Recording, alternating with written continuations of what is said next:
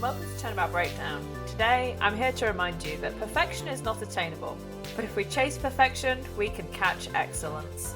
Thank you, famous podcast guest Vince Lombardi. Isn't he for joining us on this episode. Oh, he's a professional football coach. All right, so the excellence that you're supposed to catch is the football. The football. What did we do today, gang? We solved a murder. Are we in it? Yeah, we're in it. Devin said welcome to we Turnabout did Breakdown. we did the intro and we clapped. We haven't done introductions though. This is the fastest we've ever done a podcast, ever. All right, okay, Straight all right, in. okay, let me just shake off the dust. We are all very dusty today is the thing. Here's the thing. Every time we end a record session, we all stop moving for a week. That's so true. Go on, I'll introduce myself first. Hi, my name is Devon. You can find me online at algae_dust. And what do I recommend this week? I've been thinking about this so hard, and I have nothing to give you. I don't recommend anything. Follow your own heart. Don't listen to me. I'm going to pass to Ro. Hi, I'm Ro. I've been in a very similar scenario to Devon where I've been struggling to think about things to recommend recently, mainly because I don't want literally everything I recommend to be video games, because the world is a varied and beautiful place. But the thing is, there are a lot of really good video games coming out right now. But I also struck upon a realization, which is that I don't have to recommend stuff that I'm currently doing. And I literally completely forgot that for months on end, that I can just recommend stuff I have enjoyed in the past as well. So last weekend, me and Hera watched the movie Eddington by Ari Aster, and we both thought that movie was just okay.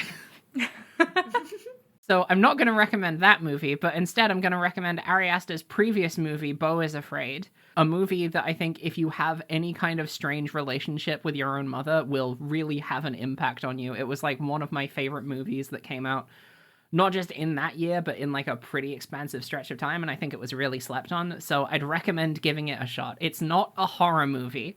I'm glad that Ari Aster doesn't strictly do horror movies anymore, so it's not a horror movie, but it will definitely make you uncomfortable. So it may be worth reading up on it before you dive in. It's also very long, so get yourself some popcorn and a snack.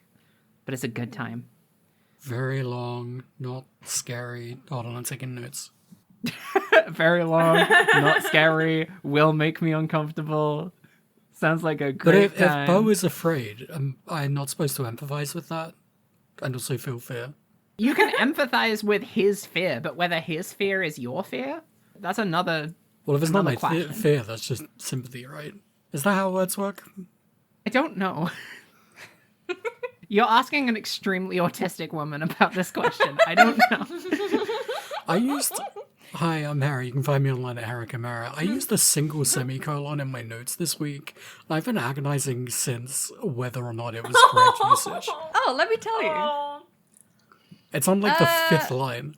Yeah. The good thing Well, about it's a an answer. reference to something that I don't know about, so I can't tell you the answer. I know what the think it's reference okay. is. I think you used it appropriately. no. I don't know. I think you can do whatever you want. Also, it's so true. Do I have anything to recommend? Rose made an excellent point, and it's only been a week since we last recorded, and I've been extremely busy. So I have nothing current on the docket. Thinking I'm getting up there. I've probably got something that's happened in my life that I can talk about. Vamping a little bit. I saw West Side Story at the theater probably about 10 years ago now. That was pretty good. Hell yeah. Oh, yeah. Love that. If you can do that, then please do. It's pretty good. My mum, who knows stuff about theatre, said that the last cinema iteration of West Side Story was also very good. But I have not seen it myself, so don't take my word for it. Wasn't that? If- Was if one you of think it sucks, the blame my famous mum. directors. Yeah, it was. I don't remember which one. One of the famous ones, one of the big ones, one of the Steven Spielbergs. Well, that's what I would have guessed, but I mean that's the one you go to. Time to find out. West Side Story 2021, directed by Steven Spielberg. Slam dunk. There you go. Shouldn't have hesitated. Moral of this case. Never fucking Yeah. hesitate. Commit. Should we let Jay introduce themselves? Yeah. Thanks. That's me. I'm Jay. You can find me on the internet at JM Costello. I am reading a book right now, which I'm going to recommend. I'm 400 out of 600 pages into it, so if the ending is bad, don't blame me. But I'm really enjoying it. I think as long as it sticks to the landing, it's going to be my favorite book of the year, which is saying something. So far, I've read 85 books this year. Holy fuck. The book is called Hild. It's by Nicola Griffith. It is a fictionalized story of a historical person, which is something that I really like reading. It is about Hild, a person who lived in the, I want to say like 8th century. I've read quite a few books this year that are set in like the Middle Ages, but like pre-Norman, post-Roman pre-Norman Britain, which covers like 600 years. So that's a very vague thing to say, but I've been really enjoying them, and this one is my favorite. Oh, So yeah, beautiful. hopefully it ends well. Yeah. Or it ends bad in a way that's good. That's what I mean, really. Man, I want to think of something to recommend now. No pressure. I recommend rereading something you read as a kid. I reread the first book in a series of unfortunate events, and it took me like an hour, and it was excellent, and I had fun. And I was like, oh, I remember this. And it was great. So I recommend that. You can just do that. It's pretty good. I read like 9 of those. Wow. I think I read 3. My brother and sister were both really into that series, and I just couldn't get into it for whatever reason because I was too busy reading the Edge Chronicles. Oh, also excellent choice. That I will be reading. Yahoo. I think I prefer the Edge Chronicles, but Yahoo. both is good. Sweet. With introductions out the way, I suppose we should find out what happened in this half of the case, right? Sure, here's a summary that I wrote. Woo. 18 years ago, Gregory and Eddie are locked out of investigating by Von Karma, but manage to learn some information from Judy and Bad. Crucially, Paul Theory is real. Paul Halik was in fact an alter ego of the victim, Artie Frost. We also find out that Samson's grand prize was actually a book full of unreleased medicines, including one that cures a taste disorder. Also, it turns out that Gusto and Frost previously knew each other through their sons going to the same school and had been working together on their contest entries. Finally, we also realize the body of Artie Frost had gone missing and Von Karma was covering that fact up. I wrote that guy's dead. So, back in the present day, Edgeworth is shocked to learn that Samson was sent down for being an accomplice because Von Karma had doctored the report he gave him to claim he was sentenced for murder. Eddie also says that Samson was coerced into confessing by Von Karma, who said he put Judy away otherwise. But now Eddie is back on the case and Edgeworth is on board to help him solve it. First of all, he points out that the body in the fountain is probably Frost, which is confirmed soon after, shocking Gavel and Winner into realizing the police report from 18 years ago was falsified. Then we investigate and find that part of the poison gas was in Judy's teapot, and the magic medicine book also contained information on how to make it. It's not looking good for Judy, but it's actually worse than her just having made the gas. She stole Frost/Shalik's ice sculptures all those years ago, not realizing that his body was inside there. 18 years later, she brought the sculptures out and set the gas trap to try and figure out who really killed Frost. At this point, Gusto recovers from his poisoning, just in time to interrogate him about why he was opening that sculpture. Also, he's good at sugar now. He admits that he was working with Frost until the day of the finals, and after some mind chess, we realize that Frost had broken their agreement for the last competition, causing Gusto to flip out and kill him. He wanted that book so bad because his taste sucks, and he was getting his son to do all of his taste testing for him. But having got away with the murder, he abandoned his son to go and become a sugar master in Zhengfa, because fuck that kid, apparently. We're able to prove he did the crime because he was injured in the struggle, and his blood was scraped off one of the salt lamps and mixed into Frost's sculpture. But the statute of limitations is up, and so we can't punish him. Except we can, thanks to a sort of reverse Franz Kafka situation. Because he was out of the country for a very specific amount of time, and because the previous trial lasted so long, the statute of limitations isn't ended, actually.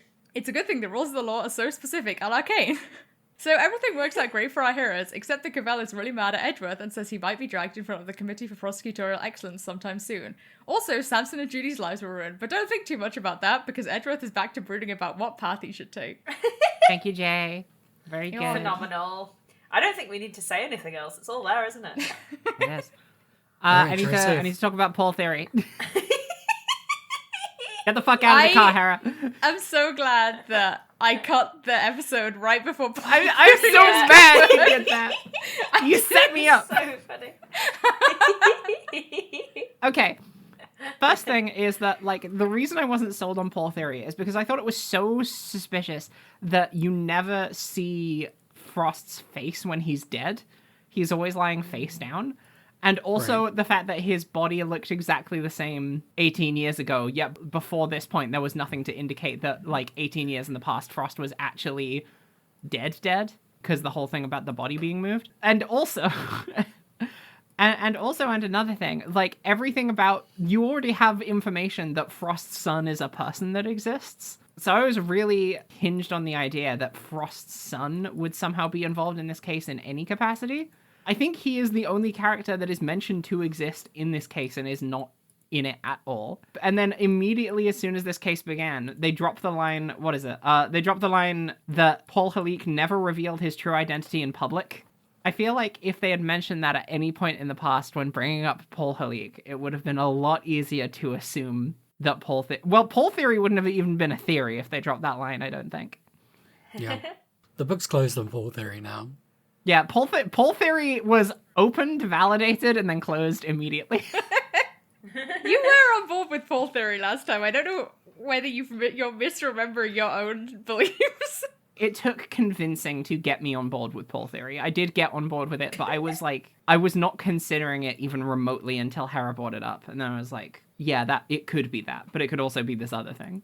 This case had so much misdirection in it. Yeah. Literally everyone is doing suspicious shit. And, like, maybe the most surprising thing is if Delicia had actually done it. Yeah. Because... Valid. She was the only one that I had completely discounted instantly. Everyone is being really suspicious, and also Samson did a really stupid thing. Say more about this. Yeah, I have a competition that I want to put on. Okay. To crown the best confectioner, and I, as prize, am gonna put forward this incalculably rare and valuable book full of right? medicine.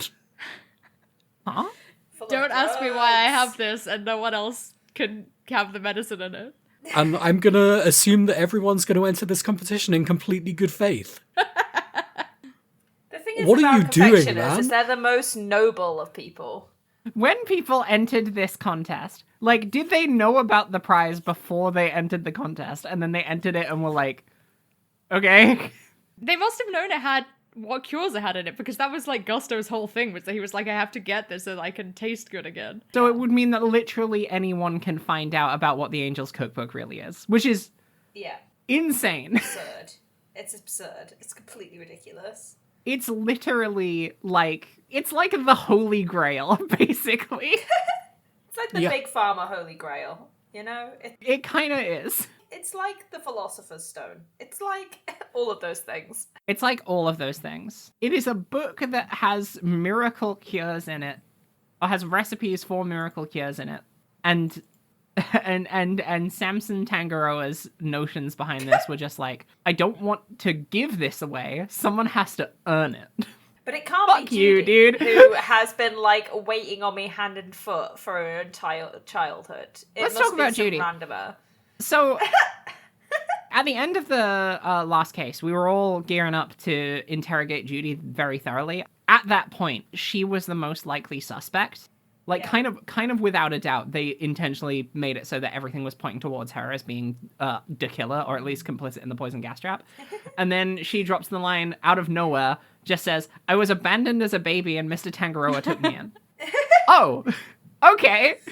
This changes some things, I think. And this is where, like, some of those narrative threads that this case is building on really start to solidify into just, like, a solid piece of rope that is curling around into a monkey paw that is gonna just start beating the shit out of people. I had such a funny time with this case because I had such strong memories about some things, and I was so close to what actually happened with others, but not quite right. I just could not make sense of any of it. Like, I remember that fucking trolley so vividly, but I couldn't remember why, and I was just like, this fucking trolley! This trolley has to be the most important thing in the case. At one point, I I thought Judy was like was Artie's kid for some reason because she was obsessed with his sculpture. I was so convinced that they were going to pull some shit like someone else was going to show up at some point that was just going to be Gusto or Artie's kid, and they were going to have that be like a plot twist reveal. Which is why I think in my notes I was like, his kid is Eustace Winner. That was a joke, but it would have been extremely funny. That's so funny. There's something else about this case in that you never see Gusto's room. You never, like there's this kind of sense of, like, places you don't go and visit but are talked This about. entire And, like, second it's half so takes place strange. in the main room. Yeah, they don't move. Oh, wait, there's, like, one brief interaction with Tangaroa in the detention center, but, like, aside from that, everything else happens in the Zodiac Hall. Yeah, and, like, I don't know how you all felt, but I didn't even really notice that. Like, I felt like there was still enough going on. It wasn't like, oh god, we're still here. But I was watching a video, so maybe that's slightly different. I think I did notice it, but I didn't really, like, mark it against this case. At all. Because you only do, like, one investigation in this second half, I think, don't you? And then, like, once you investigate the room, that's it. Then it's just talking to people until you solve crime. It really was. Like, we talked at the end of the last episode about how we had just been on this roller coaster ride that was slowly, like, ticking up. Like, everything we were doing was set up. And then it really was like, okay, we set everything up. Let's go. Let's go down this roller coaster. But what we actually start on here is a conversation between Gregory and Eddie about, once again, what the law means, what the truth is, how justice should work. Oh my god. Yeah, go on. Gregory Edgeworth, what the fuck is wrong with you? What are you talking about? He's going on like, oh, well, you know, the thing is sometimes the police mess up, and sometimes prosecutors mess up, and innocent people go to jail, and it's just because sometimes people have a tough day at work. But that's why defense lawyers exist. What the fuck are you talking about? That is Also the why most body absurd cams thing exist. I've ever heard. Yeah, fucking hell. He also says, you may wish to expose the truth. He's talking to Eddie. You may wish to expose the truth, but others may prefer to accept things at face value. Which way of thinking is right? Will depend on the person. Greg, that is the most moral relativism anyone has ever done in the world. Well, maybe Von Karma is right from his perspective. Guy who gets shot by Von Karma.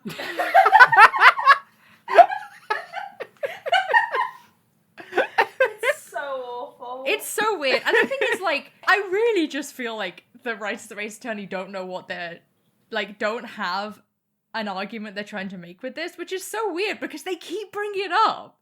But, like, why would you have Gregory Edgeworth, who is supposed to be, like, pretty understanding of, like, the problems with the system, and, like, like, this game is very kind of about setting up that dichotomy, right, between, like, the truth versus people Justice. covering up the truth, which you'd Honor. think would be fairly straightforward. And then they just keep being like, meh.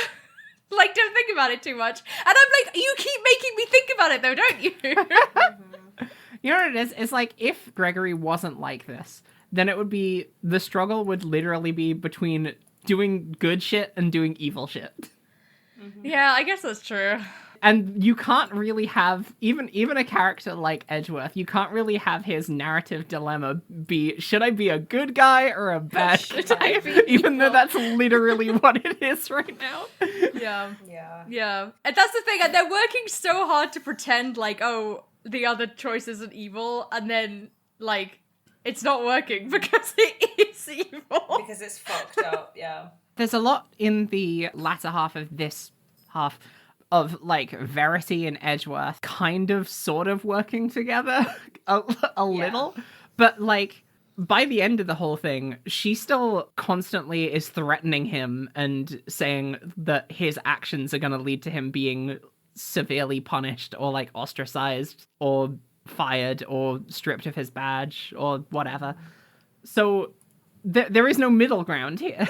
I don't know, maybe it's because they're aiming at like a specific age group that is a lot younger, and they're like, what we're actually hoping and asking and wanting to portray is like, if you are someone with a virtuous heart, you should just do what you believe in because that is right. And it's assuming that like the audience have this purity of like morals that we all understand, you know, on a fundamental level, and we can go, you know, it's bad to do X, Y, and Z, but someone who is morally good and believes in it is, like, it's okay for them to be dogmatic and behaving the way that Edgeworth is.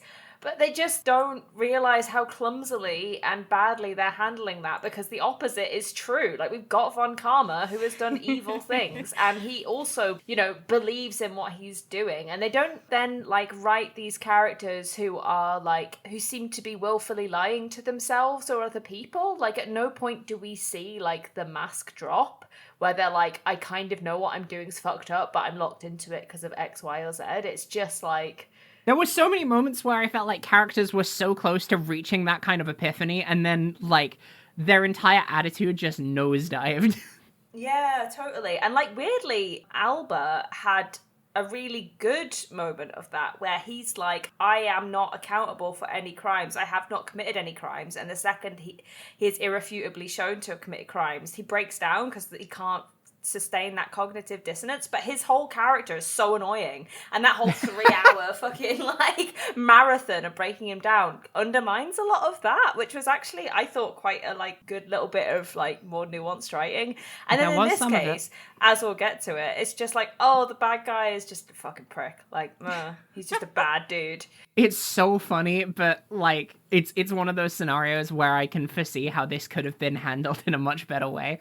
But man, it's so funny that Carmelo Gusto's idea of pursuing something virtuously is by just beating the shit out of his own kid and telling him to fuck off. So ridiculous. He's the worst man on earth, but we'll get to that. It's so funny, just like turning this guy who was pretty like non-influential, just kind of, you know, a secondary Ace Attorney character in a kind of generic sense, and then just being like, oh, he's literally the most evil guy that we've ever known. Okay. Okay, cool. So funny. I want to circle back to this Gregory thing real quick, because I'm not sure if I agree with the storytelling being sort of irresponsible here, because the two people we've gotten this dilemma vocalized from so far have been Gregory, who in this instance is explaining it to a child, basically. I know he's 18, but whatever the fuck. And Gregory's like whole demeanor is like this gentle, like patient, you know, like mentor figure. And then Eddie is the present day person who's doing that, and he's got the whole like youth counselor thing going on, right? He's the voice of a young generation. None of them are just gonna say outright the answer, because also we have 40% of a video game left to play. Yeah, I think that's what Ro is saying about, like, they can't just be like, well, the system is evil, so, like, being a prosecutor in the system is evil. But, like, and I definitely don't think it's irresponsible, but I just think they've written themselves into a bit of a corner here where they have to, equivocate on stuff that just doesn't... Yeah. The equivocating just doesn't really work for me, because it's so obviously being wishy-washy for the sake of being wishy-washy. And then you get to the point where if you do eventually just end up painting all attorneys as the good guys and all prosecutors as the bad guys, then you've got to reckon with the fact that they are both part of the exact same system that is causing all of these problems. Something which they very, very rarely ever even touched upon in the original trilogy. But, like, I highly doubt they would give it much breathing room here. That is true, yeah. I think for me, the thing is, they established this system that is so obviously and, like, comically fucked. And then they keep commenting on it as if they're gonna say something about it. And they're not doing that. And it's just really weird every time to me. Yeah, but then this series kind of has a long history of setting up all the pins for the final case and doing nothing else up until then. That's very true. That is true. Put a pin in this and we'll come back to it. Oh, so we can knock it down in the final case. Yay! We get given sweeties after this. Oh, they also once more say that you have to be friends with the friendless, and I just am like, you don't have to be their friend to do a good job and support them as a legal professional. I get what you're trying to say. I get that it's actually about being nice to people. I know this, and yet we can't, like, good God. Have a parasocial relationship with your client or else. It really does come back around to the moral dilemma of this case being Gregory Edgeworth's ghost telling Miles Edgeworth he needs to be nice to people sometimes. Yeah. Yeah, that's the game. But yeah, Judy gives us some chocolates. They go on your court record, and it says they look like shit and they taste too sweet. So Then she's like, don't be mean about my chocolates, I'm an orphan. And you're like, what the fuck is going on? a lot is happening very quickly, and this is where they start just like throwing a bunch of suspicion around, because like so many things are said in this moment which just disarm the idea that Judy is responsible for the murder of Artie Frost, and then redirecting that to Delicia, because this is when they announce that is it here where they talk about the cookbook? No. No, that's in the detention center, isn't it? Yes. Yeah, I think so. This is where we find out that the liar had no strings. Also, Judy is like an exceptionally bad liar. It comes out here. Pun intended. Yeah, 100%. Why not? Why is she a bad liar? She doesn't like have any sweats and dances Oh, oh yeah. every time. Is that not how everyone tells a lies? lie. Yeah. That's me trying to lie. Oh, bless her. She's just, I can't remember if it's here or in the present day where she like starts fanning herself, basically. She's like, oh boy. Oh, jeez. Oh, jeez. I Oh, think geez. that's an addition in present day. Yeah, because she doesn't have the fan in the past. Yeah. That's character development. Character development is you get an accessory. Yeah. Oh.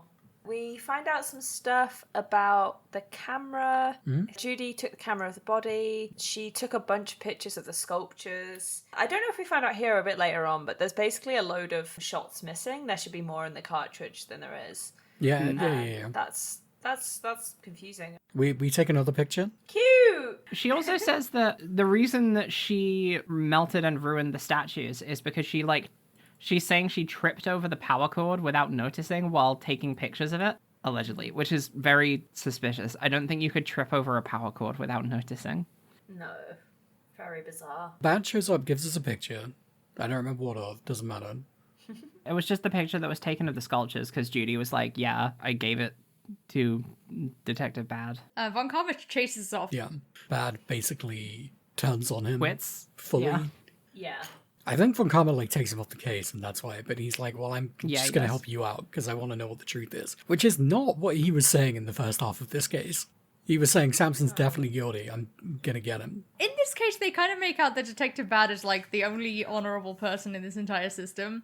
And to be fair, I did kind of forget about the whole Yatagarasu thing, which we don't know whether he has or hasn't started doing that yet. But it's kind of weird that he exists. And then, obviously, because of how these games were made, he doesn't exist in the trilogy. What happened? What happened to that guy? Well, there's a lot of cops, presumably. Yeah, but like, we know Detective Bad has been a police officer from this point to the present day, so for like 18 years at least. And that whole time the system has just been getting worse and worse. And like, again, I guess he was doing Yatagarasu shit, but like, it still feels weird that I don't know, like, yeah, it's just how the games are made, so you can't really say anything about it, but Maybe it's he's just weird not to very put, like, good at making the system better. maybe not. He says, "Can't let some pesky rules keep me from finding the truth." It feels like he's going through his whole like origin story arc Yeah. in Yeah. basically this scene. Yeah. Yeah. Totally. Anyway, then we immediately get some more in the detention center. What's that? Well, Samson's here and he's not looking good. He is not looking good. Oh, it's so sad. This is like, the last case was like jail is fucked up, and in this case it's like, look what the fucked up jail did to a guy. Yeah, his hair's gone white. Looks like he's seen a ghost. Or Or who else do we know had their hair turn white? guy of got poisoned. Guy of Guy got of poisoned. Laser eyes. Guy of laser eyes managed to get poisoned from it. I was so convinced this was something. It is weird, because there's definitely poison going on. And we know what poison Godot does, so. specifically said that the poison is what made him his hair turn white. Well, he was being poisoned. He didn't know what was going on. The doctors probably told him. But yeah, like, I was so convinced that this was something, and it turns out it's literally nothing. And because of that, I was spinning this whole Well, it's narrative about torture. how the poison was being implanted into this series of events. It's torture, yeah, but like, torture... It's kind of a poison of the mind. It's... Stop.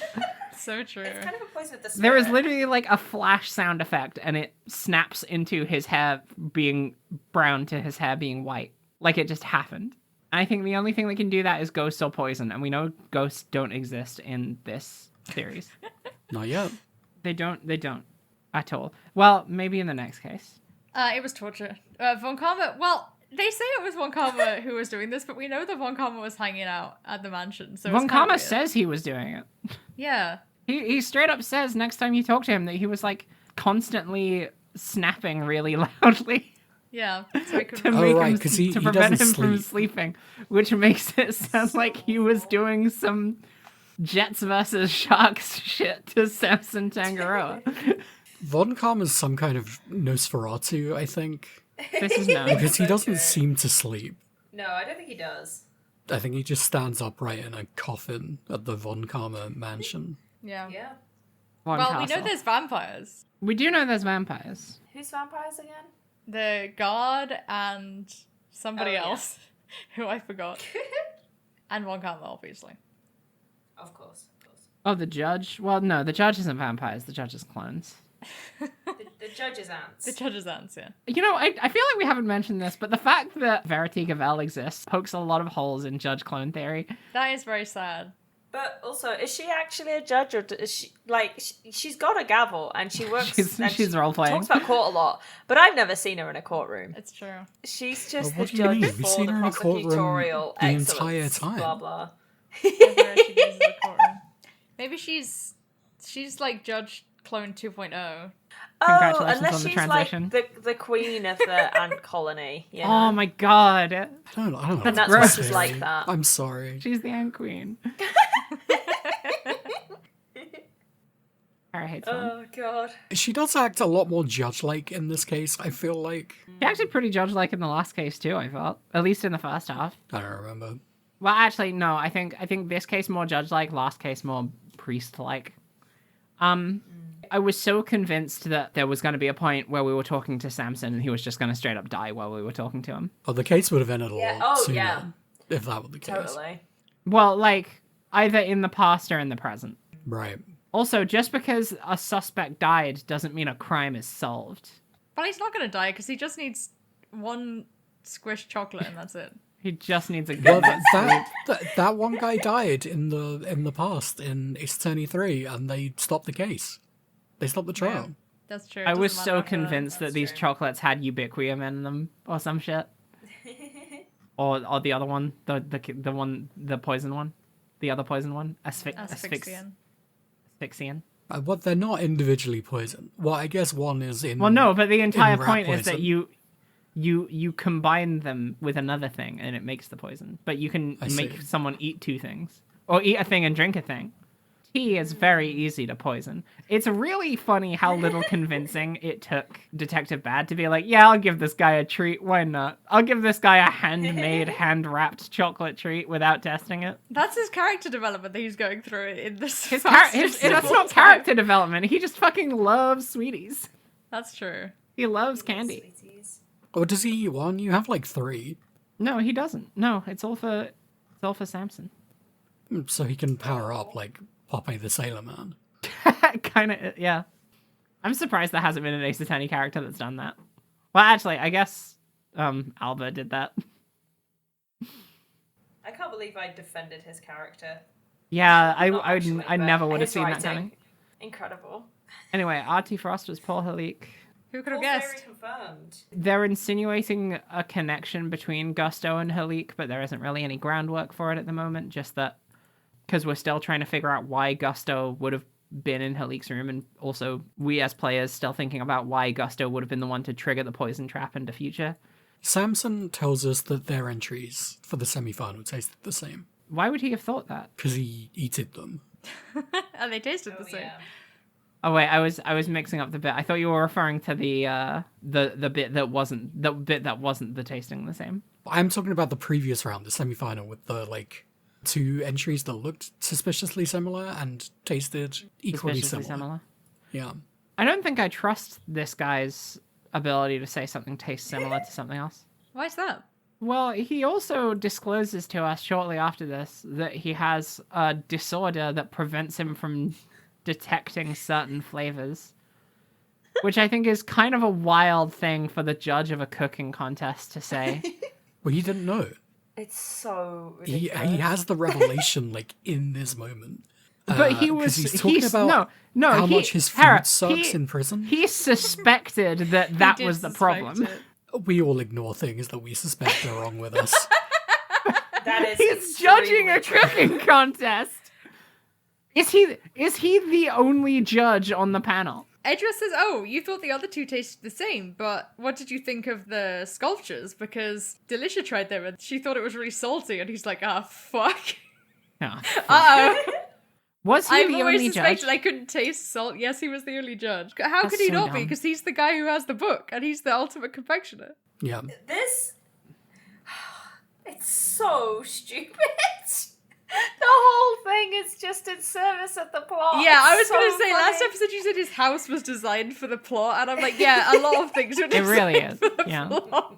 At this point, I'm kind of fine with it. I don't care how stupid it is. I'm just along for the ride. But like, what are we talking about? Yeah, I was still fully hooked in trying to figure out where this was going to go. They also offhandedly mentioned that Paul Halik is really poor because he apparently spends millions creating every single one of his sculptures, to which I think me and Devon both were like, how? It's ice. It's ice. Just ice. Well, I'm assuming they're also referring to his, like, actual artistic works as well in the Paul Halik Sona. But, like, Yeah. it's a tea set. Well, this is 2010's millions as well. But also, I guess there's the Which is possibility basically that this dirt. is like just the translation thing where it's like they just didn't convert it from yen to dollars. Could be, maybe. I mean, like, Maybe, but you could have said each piece costed, like, several thousand to make, and I would still find that pretty unbelievable.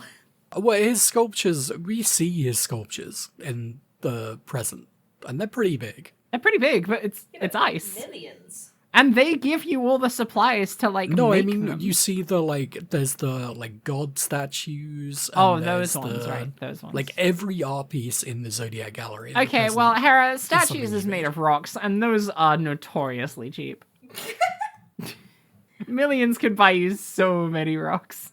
They could have made the same point, but like just slightly differently, you know? It's like they could have been like, you know, no one, even though he's like an amazing artist, no one buys his work. It's not like fashionable anymore or something. Or like maybe he's got like debts for other reasons. Or like they could have said anything and they didn't.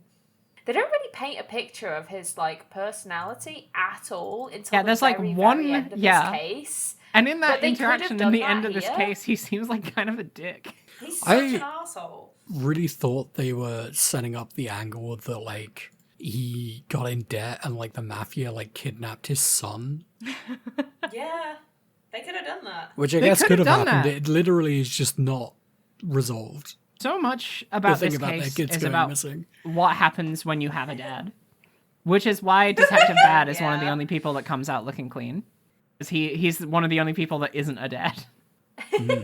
Well, the thing is you come out either looking like a dad who is terrible, or you're a good dad, but some kind of tragedy befalls you before your time. So both Samson, who's a stand-in dad for Judy, and Gregory are both, you know, punished before their time. That's true. Well, Gregory didn't have enough time to be Edgeworth's dad, so then Von Karma ended up being his dad. And he was a shit dad, so Yeah, exactly. There you go. here we go. Ace Attorney Investigations 2 makes the bold argument that if you're a good dad, you're fucked. And if you're a bad dad, then you'll probably be fine. You'll get away with crimes for 15 Yeah. years. If you're a bad dad, you're fine until you have a kid, and that kid is going to be fucked. It was around this moment when I realised that, like, we haven't seen Fran at all in this game. And then I was like, I hope we get to see Fran this game. I am convinced that we're not, because you see her whip in an earlier case and they straight up do not say her name. Welcome back to Whip Theory. Welcome back to Whip Theory. Alright, we gotta get moving. Alright, what's Yeah, up? okay. It's Christmas. Merry Christmas. Oh, happy Christmas. Gregory's thinking about getting... He still hasn't got a present for Miles. You're too late, my man. You fucked up. What an idiot. Turns out he was a bad dad after all. Says, I wonder if Mr. Tangereau would make a Chinese badge out of candy if I asked. He's in jail. He's in jail. I mean, if you can smuggle in a chocolate, surely you can smuggle in a lot more chocolate. I guess. And then smuggle out a chocolate badge. There's a bunch of interaction points where if you look at the other things made of candy around this room, it's strongly implied that Detective Bad was really thinking about taking a bite. He should have. He deserves it. He should have taken a Yeah. bite. And then I think there's one or two things where you inspect them and they're not actually made of candy. And Detective Bad's like, yeah, we checked those. They're not. There's his That's teeth normal. marks in it.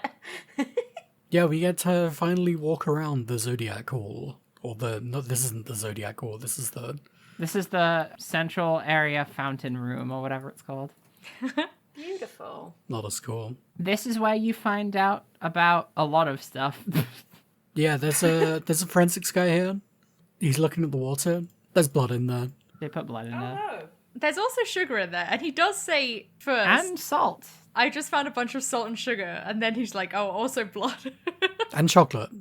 And chocolate. This is where they first mention that Gusto and Frost have kids. I don't think you see the picture yet, but it is mentioned because I know about it. There's a drum set. There's a drum set. We get the photo from Judy of the semi-final entries. They're good. They look so similar. Well, one of them doesn't. This is a real fucking clown show of a competition. This was to be crowned like the world's greatest confectioner. Okay. Hera over here thinking the majestic unicorn and the resplendent phoenix look exactly identical. Okay. Just because these two gay co-parents made roses for each other, you can't be going off about this. The other entry fucking sucks. It looks kind of cool, but it's nothing. These are the three best people we have in this competition. I feel like I've watched shows of this kind of caliber where it's like best in the country confectioners, and these are the kind of things that get made on those shows.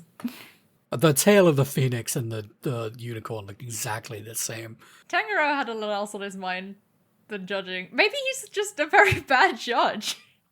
Yeah, made I mean, the he chocolate can't taste butterflies? shit. This wasn't Judy, because her chocolates look like shit. That's true. This is also the part where you talk to Bound and she reveals everything about the Ultimate Cookbook. A normal cookbook. A normal cookbook. A normal cookbook that so they let the man, like I know we have to get a move on, but I need to ruminate on this because we talked about the whole ridiculosity with Samson positioning this cookbook as the grand prize for a cooking contest, which on the surface seems fairly reasonable until you realize it is the holy grail of medicine.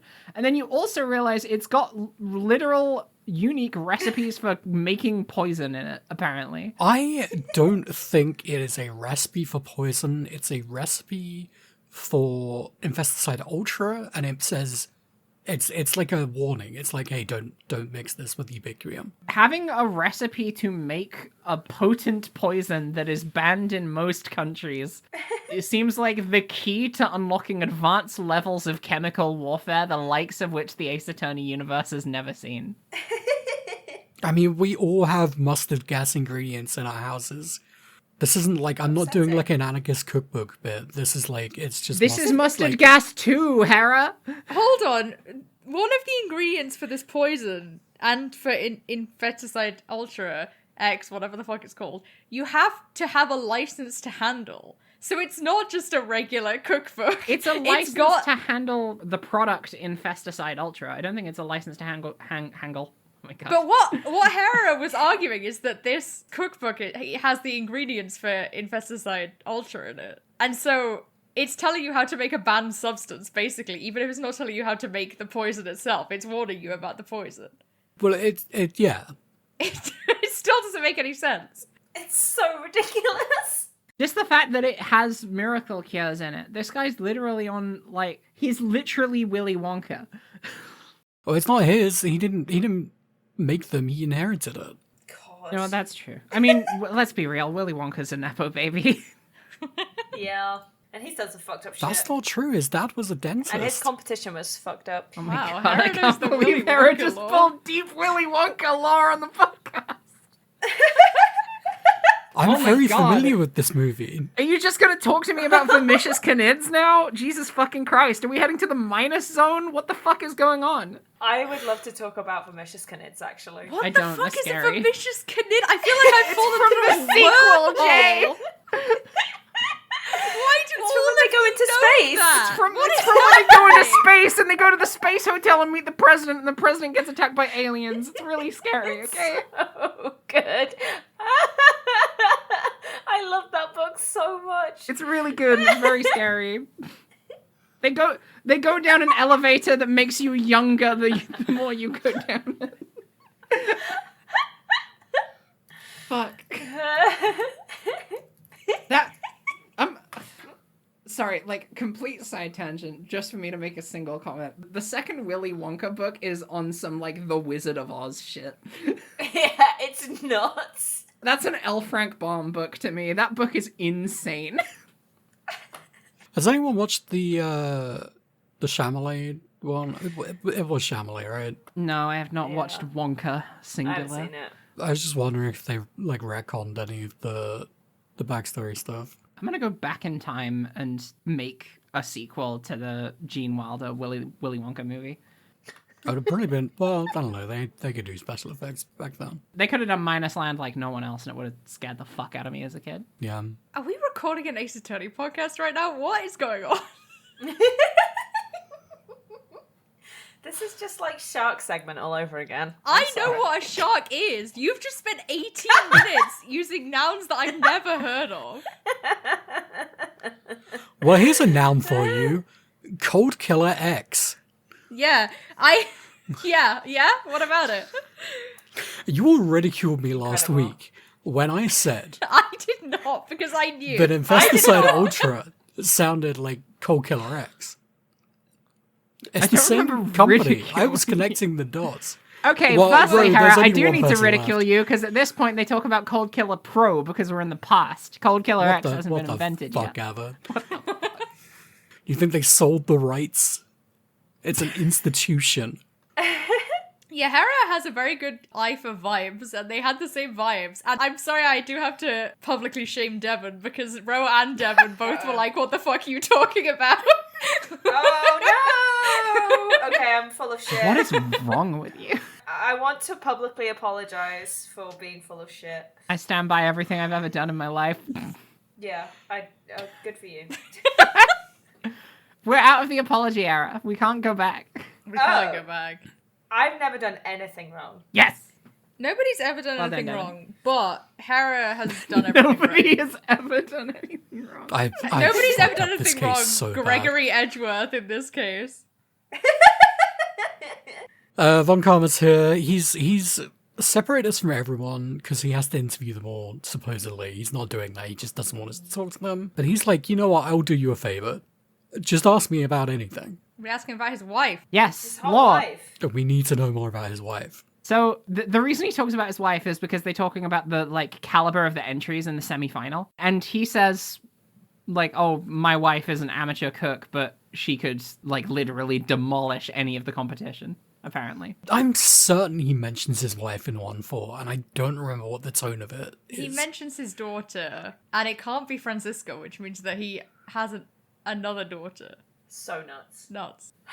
Well, he mentions his granddaughter, I think, which is why we know that it's not about Francisco, because she's too young. He seems like one of those kind of guys that would just have a million kids. It's possible. Oh god.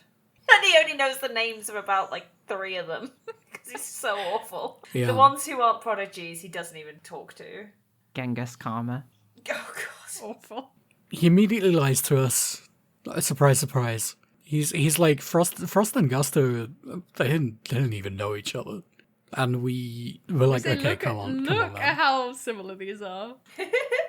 And eventually we find out that they have children who are in the same year, the same class at elementary school. The classic Ace Attorney way of meeting people. That's the only way. Yeah. Either you're in elementary school or your kids are in elementary school. Or you work in the legal profession. This is Which such you like can a do from the age of contrived 12. thing. And Frost's son is barely relevant. they mention him like one more time. They're like, oh yeah, he disappeared like the day of the murder, but he showed up to collect inheritance like eventually. You can tell that Frost's son is irrelevant because he looks like he's drawn with less detail. Like, they just care less about that kid. Yeah. All right, now we're gonna make some connections. Blood in fountain, because chest part in fountain. Remember the chest part? And we were like, oh, well, okay. Part of the chest that had the blood on it that got broken off and disappeared. Full responsibility. I was like, it could be Ubiquium. It was blood. I think it would have been cool up. if it was Ubiquium, because, like, it makes so much sense for them to have hidden it for that fact to avoid having it to get tested. They hid it for basically no reason. Because we knew that he was dead because we took a picture and we put the tape in the chest. But we just hid it. I don't know, whatever. I don't know what the state of forensics was 20 years ago. Apparently better than now. Although, honestly, the killer's movements are insane. We will get to this. Connection 2, the body was moved because they had to move the body to get to the part of the chest that they took out. So there's no autopsy report, also because the police don't have a body. They didn't find it. We're not solving a murder, we're solving a disappearance. Got lost. But Edgeworth, Von Karma simply will not admit to this ever. Yeah. He says, I'm gonna destroy you. He says Gregory Edgeworth's name, which I think is notable because he simply doesn't care who we are at the beginning of this case. So we have annoyed this man enough for him to remember our name and want to kill us, which I don't know. Maybe he doesn't hate us that much. Needs a year to really get up to that point. Anything else from around here before we time skip? Yeah, he like walks away, but he walks away towards the elevator and not around to the entrance. He's like, I'm leaving, and then he doesn't leave. Didn't even notice that. He says, I look forward to destroying you in court, which is just very funny. I love... Because he did do that. A stupidly obvious pointing reference. And then Gregory has like a little end, like when this thing ends, he's like thinking to himself and he's like, I really need to expose Von Karma if it's the last thing I do. And then his sprite fades to grey and I'm like, interesting. So I know writers who use subtlety, etc., etc. God. Yeah, and then we get a little wrap up of what happened after the trial, or during and after the trial. I hate seeing the DL6 picture now. So much worse. We know that guy. We were that guy. We know that guy, we were that dead guy, on and call. my god, does the art style look different. Yeah. Yeah, like it would have been weird if they redrew it, but it would have looks been. so bizarre. I mean, they could have just drawn like a whole new picture of it. Not even like referencing the Yeah. original, just the same scenario. But it's like, it's crazy how different they are. Like, the original art style is so much muddier, it looks like. Yeah, definitely. All right, it's time for us to talk about our favorite character in this case, maybe this entire series, Ian Sideman. My guy. Was he your guy? What a rich and detailed character. I was like, he got a name. Is he coming back? Because at this point, I don't know what happens after this.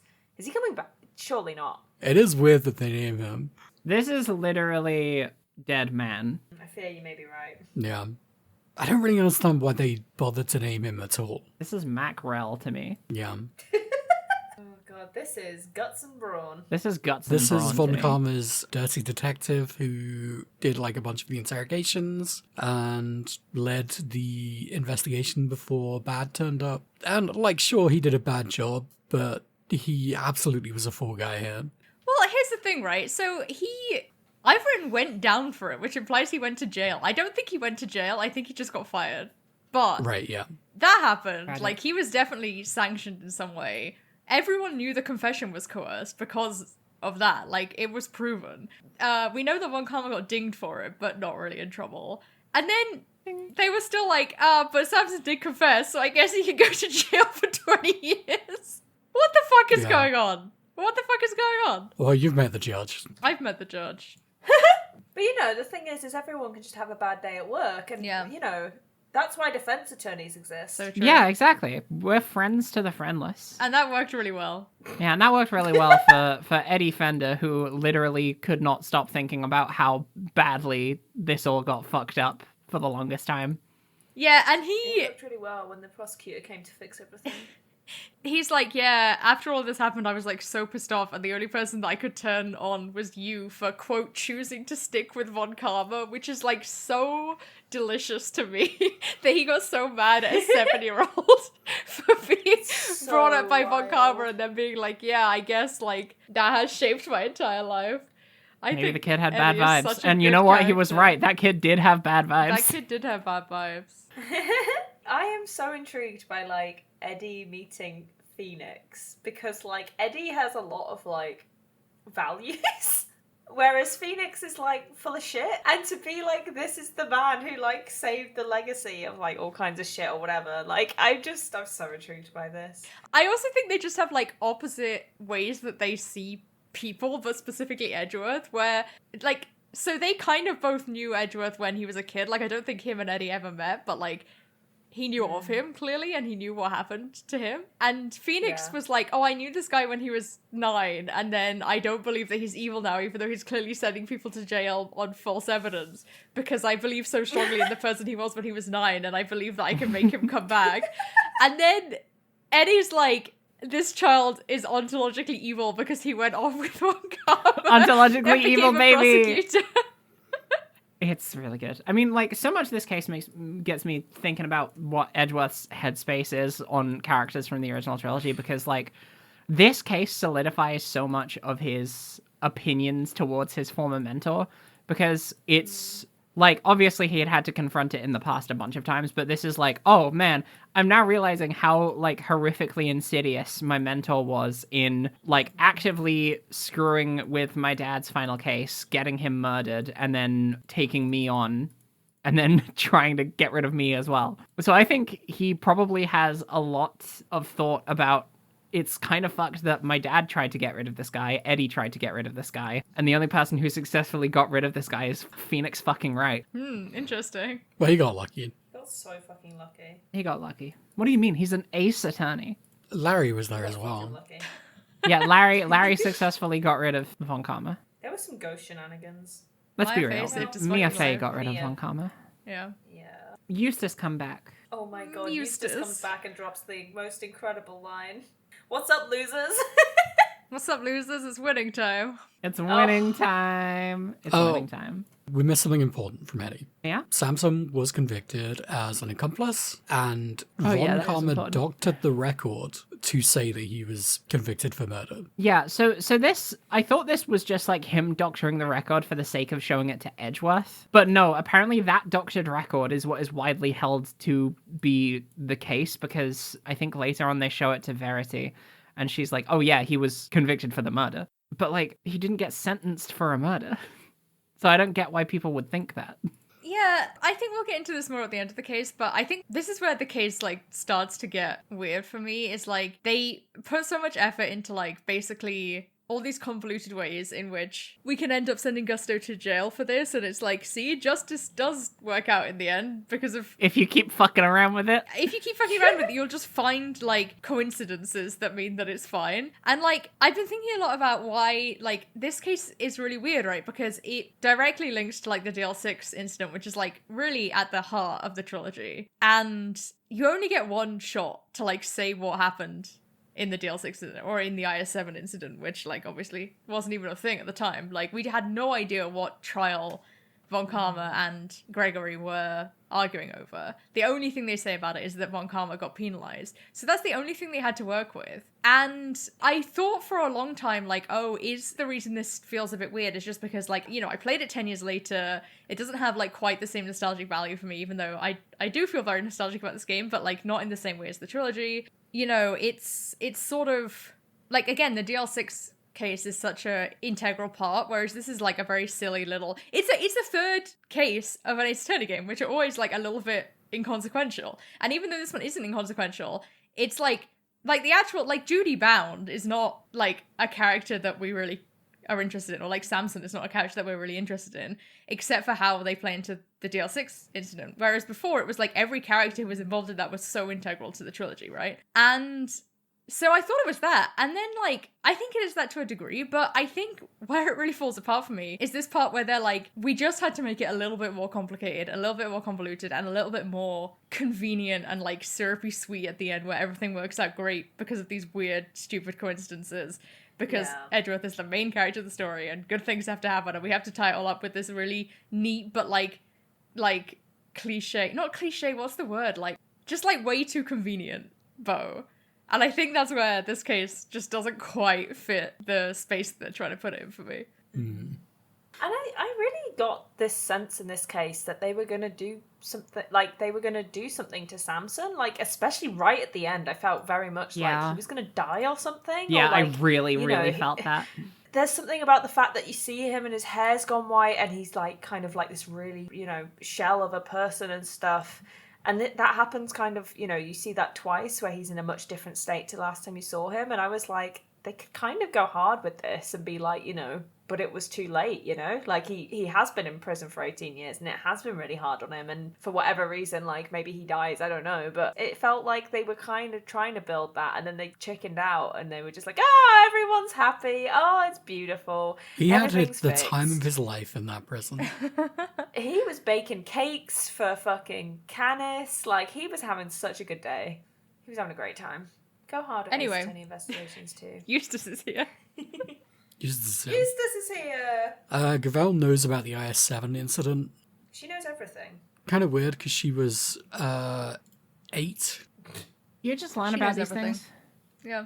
But she seems to have some kind of ulterior motive here. And she doesn't want us on the investigation. She's like, okay, you've had your fun. And Fender jumps in immediately and takes it to task. It's like, you are hiding something. You clearly have some kind of motive.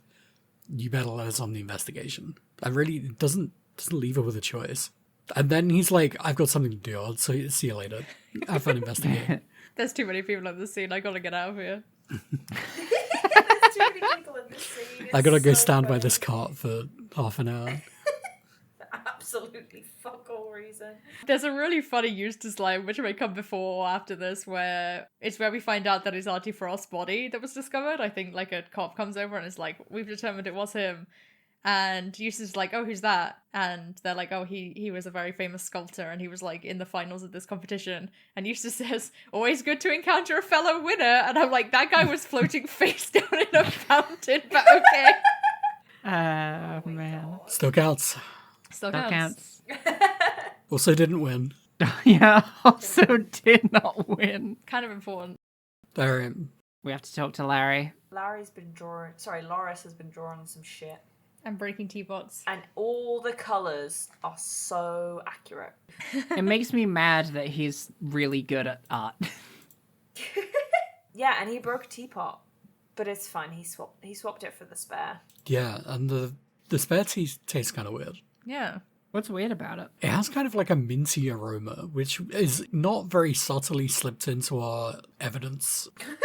Like earlier on, the Ubiquium has a minty aroma. I don't know why they waited until like just before this moment to slip that in, but it is not. It's not subtle. No, not in the slightest. Fuck subtlety. I'm gonna be honest. I don't remember what was the Ubiquium tea actually for. It was to prove that, like, she had the Ubiquium that she'd used in the poison gas. Oh, so it was just a means of obscuring where it was. It's because in order to get anything anywhere, she transports it via tea cart, and that's why she put the Ubiquium in the teapot, even though presumably no one else was in the gallery at the time. I want to applaud her for her bravery of just, like, literally just moving stuff around immediately in front of people's faces and then not realizing, I like that. That takes goal. I love it. I mean, she's the gallery owner. I probably wouldn't question it. Straight up, Yeah. if I saw her moving those sculptures through the room, like uncovered, which is something we find out she does later on, I probably wouldn't question it because it's her gallery. If a gallery owner served me tea and was like, the coaster is cold because it's better or it's whatever, I'd just be like, yeah, this is the kind of, like, bullshit that people do. That's fine. Yeah. So we thought we were poisoned briefly, but it's fine. It was just Ubiquium. That's fine. You can eat that. You can eat that. We learned that Scone found one of her missing cloth, fluorescent cloth, in the fountain. Yeah, this is because Larry drew it. Yeah. He sees all women. That's great, man. And Scone is like, honestly, really, truly, it wasn't me. Please believe me. I'm too cute to kill. Yeah, And she was right. Found it. It's the most incriminating, like, It's really picture funny. of all time. She looks like terrified, diving half into this fountain, yanking the blue cloth out of it. The And place I where love we that found Larry, the body. seeing this moment, did not think to tell anyone about this and was like, oh, I mean, drawing is that's fun. so on trend is the thing, because he literally did the same thing in 3.5. Yeah, so true. He did the same thing when he saw a statue of weeping blood and a guy stumbling out of the room nearly dead. That's true, yeah. He just really believes in art. He's merely an observer. I need him to kill Larry so that only Loris remains. So true. I like that Judy is, like, cover for, like, moving around this conspicuous trolley with a tablecloth over it is to just scatter some chocolates on it. It's the most bizarre looking thing. Not even, like, plated or anything. Not even on a tray. Just, like, strewn haphazardly over the loose. top. Yeah.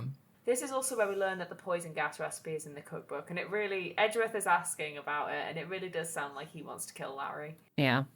Ultimate Cookbook contains instructions for creating poison gas, is what it says. Cool cookbook. What is this fucking book? What is going on? Cool cookbook. Cool thing to just give into the hands of someone who is really good at cooking. Again, I swear it says that it just has the warning in the cookbook. It's not... Hera, I have a screenshot of the entry from the logic menu where it says the Ultimate Cookbook contains instructions for creating poison gas. Well, the instruction is mixed together ubiquium and other thing. Asphyxium. Yeah, but the insinuation is that that's not something either A, people know, or B, people know other steps on how to get to, because otherwise people wouldn't need the cookbook to create poison gas. They could just do it. I think what happens is Scone says it does say on the bottle of Don't Cold mix Killer with- X, don't mix Yeah. with the other one. But I think the cookbook itself is just like his recipe. We'll put any moral questions about why you want to make it aside. That's for, labels. That's not for books. I need to verify this because it's driving me insane. I'm looking at the wiki right now. It contained a description of the Infecticide Ultra insecticide, where it's mentioned that mixing asphyxium with ubiquium would produce a toxic gas. So it is like, Oh, thank you. Vindicated. yeah. However, Fair. once again, like, it's illegal to hold Infesticide Ultra, so that's still a weird fucking thing to put in your medicine cookbook. Well, the cookbook is an artifact of the Tangaroa Corporation, which is the corporation that made Infesticide X. Yeah. So it is not that... Like, it's... No one could have predicted that this cookbook would have ended up in the hands of a guy who just wants to make sweets. I suppose. This is, like, supposed to be in a lab somewhere. Why is it a cookbook? Why is it a cookbook? It's so funny. Why is he selling it off as his It's so fucking funny. contest winner? Just taken out to Antiques Roadshow. What's insane is, like, this cookbook is presumably, like, somewhat old. It's, like, at least a generation old, I assume. And in the 18 years since the end of this case, the end of the investigation prior and the beginning of the investigation newer, every one of these recipes has now made it to market. Yeah, So the book is completely worthless. Oops. the book sucks, actually. Not really clear how. Did Gusto just sell it? Did he win? He won? It sounds like he won. No, I think what happened is no one won. Oh, And- Samson's family kicked Judy out. Right, so I exactly. guess they just, So it went back into the hands of the... extended Tangaroa family. Is it called the Tangaroa Corporation? Yeah. Yeah. You know, the Tangaroa Corporation that everyone's heard of, apparently. That's why Delicia has insider knowledge of what's in the book, because as a senior pharmacist, she was allowed access to the book. Anyway, we make a bunch of connections here. We make like 6, I think. Maybe not. Maybe it's 3. Okay, the tea smells different because the teapots were switched. Great. There was ubiquium in there. Great. The Ultimate Cookbook contains the recipe for Infestify Side X. So, Judy knew how to make poison, is where we're at. Oh, Judy. What did you need to do that for? Judy. And you tell her that when you're, like, talking to her to confront her about this, there's a bit where she's like, heh heh, and I think this is, like, intended It's as, so like, funny. as, like, a nervous laugh, but it seems so sinister in the moment. Yeah, this is when Gavel reveals to Judy, it's supposed to be revelatory, that the reason Gusto is unconscious is because he used the blowtorch to heat the lid of the display case and melt the ubiquium, and she just says, heh, I see. Why? There's a bit where Edgeworth is talking to Eustace that I thought was interesting. Eustace gets forensics in, saying that there's ubiquium in the teapot, and Eustace is angry that we came to this conclusion before forensics did, and is like, oh, you're trying to beat me. You're trying to be the winner. I'm the winner. You can't be the winner. I'm the winner. And Edgeworth says, you really need to drop this obsession with coming in first, Mr. Winner. We're all on the same side here. We're all trying to get to the truth. And also, like, Eustace possessed, and Edgeworth says that's really no way for a prosecutor to think, not a successful one anyway. And this confuses Eustace. Very funny. This confused And me. then Gavel steps in. This confused me to because correct. Edgeworth has been a very successful prosecutor while only thinking about winning. Right. But he's trying to get through to... This is like when you see someone much younger than you walking the same path as you in life. And He's you're trying like, to crack Eustace's egg. it's like, that's no good. That's not going to turn out well for you. Yeah, I really like it because I agree with you. And it's also like, he so clearly doesn't know how to do that because he's only just come to this conclusion himself. So he's like skipping he's like, oh, well, surely Eustace can just skip all the parts where I actually figured it out and I can just tell him the thing. But that never works, especially not on like a teenager. Yeah, this guy, he needs to live for 7 years, I think. Yeah. I think it's kind of bad that they make kids at that age prosecutors. I think it's kind of worked bad out they fine make for kids Francisco, that I age. think. I don't think that 17-year-olds should exist. It's time to find out what the fuck is going on with Judy. What the fuck is going on with you? She booby-trapped the display case. Can you believe it? Why would she do such a thing? Because she's duty bound to protect Samson and find out who was the real killer. So, I guess the whole thing about the murderer returning to the scene of the crime is just like a universal truth, isn't it? Well, I don't feel like Gusto needed to do this shit. Well, he did because the body was in there. The body was in there, and also the salty liar, which was the Right. evidence against him. Right, yeah. He could have put that There's salt blood in it. fucking anywhere. It's really weird. It's a really weird way of doing it. He could have baked it into bread and eaten it. Yeah. He could have eaten it. He didn't even need to bake it into bread. You could just eat that You shit. it's salt can dissolve in water. He could have just dunked the salt lamp in the rivers because they're warm. Well, they tested the rivers, though, for blood, so that was the whole point, is that he had to put it somewhere they weren't testing. Oh yeah, true. But they wouldn't think to check multiple times. You wouldn't if actually if there was already a blood sample in a river, wouldn't it make testing a blood sample like way more difficult? No, because they would have just No, been because like... forensics is magic. Yeah, the victim and okay. and somebody else was in here. They can do that. They could do that even 18 Yeah, years ago. I always forget that forensics is literally magic. Forensics is literally magic. But yeah, like I don't think he needed to do that shit right then and there. He could have put it on a different statue.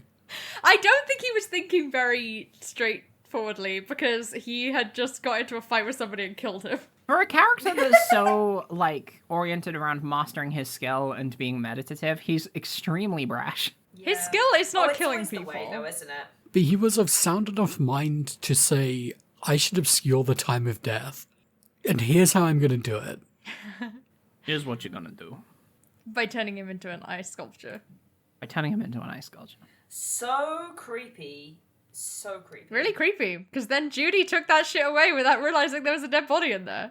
Which and then is 18 also years bad. later found the dead body in there. Very scary. Very scary. There was a lot of characters making, like, intensely brash decisions, but with, like, some kind of sneakiness to a degree that I couldn't even engage with, like, at the same time. Like, Judy and Gusto were both being so ridiculous after having done something incredibly impulsive. There's a bit where you get a flashback into the scene where Judy is moving the ice sculptures throughout the central hall. So her scheme is that there are the serving trolleys, and there are also these lift trolleys that look basically identical, except they're lower down.